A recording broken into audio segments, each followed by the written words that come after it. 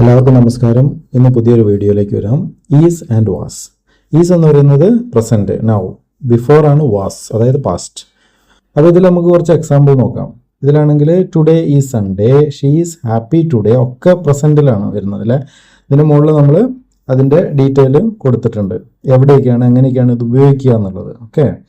Example, the cake is yummy, അതായത് present ആണ്. ഇനി പാസ്റ്റ് നമ്മൾ വാസ് എന്ന് ഉപയോഗിക്കുന്നത്. അതിൻ്റെ എക്സാമ്പിൾ എങ്ങനെയാണ്? യെസ്റ്റർഡേ വാസ് സാറ്റർഡേ, അതായത് ഇന്നലെ സാറ്റർഡേ ആയിരുന്നു.